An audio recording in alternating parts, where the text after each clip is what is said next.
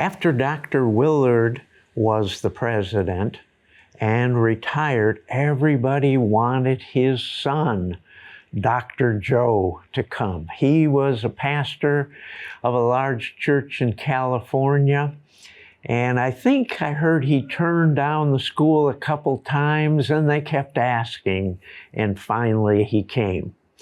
Now, there are many people who can tell many great stories, but when I think of Dr. Joe, I think first of all of prayer. One of the things I did as academic dean is I asked him, would you be willing to do a day of prayer each semester? The students loved when he led days of prayer. And I said, Dr. Joe, this is what I want to do. I want to tell the students, your whole life, praying will be hard because you will have to give up something that you're doing to make time for it. That's never easy. And right now you think you're busy, you'll be even busier in the future. So Dr. Joe, what I want to do is have one day of prayer, and we tell the students this is encouraged, but not required. Would you be willing to lead that one? It will help students to know how high of a priority they put on prayer, and I know they would love having you leading it. And he said, I'll do that. I said, I don't know how many are coming. Does that bother you? And he said, nope. Even if it's a small group. And we had about 500 students at the time, and sometimes it was a pretty small group. He didn't care. When he led and everybody who was in the room wanted to be there and had given up a free day that other students had and wanted to pray more than they wanted to do anything else, having Dr. Joe lead the prayer time and helping us was just perfect.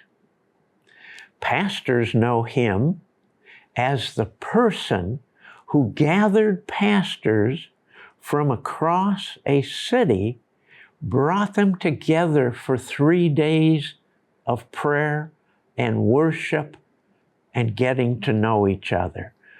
Some who probably thought of each other as competitors ended that retreat caring about the city and reaching it together because of those times. And I don't think anybody in the nation could lead them as well as he did.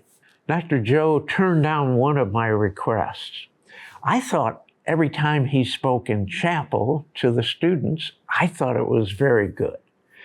But every once in a while, he would have a talk, a sermon that was so good.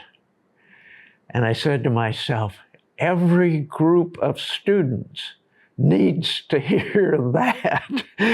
And he needs to preach it every 4 years, so nobody gets through this school without hearing that. And so I said, let's kind of schedule your talks and make sure certain ones are every 4 years.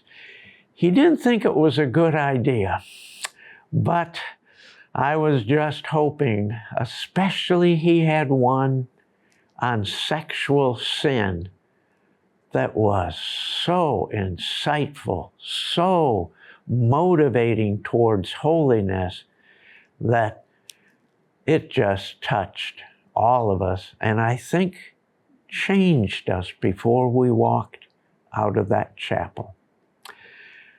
I was thrilled when he was willing to teach the spiritual life class. And of course, they heard a lot about the velveteen rabbit. When I visited the class, I kind of felt like it was a group counseling session, and he was helping all of us to take the truth and make it real. And we sensed he had already done that himself.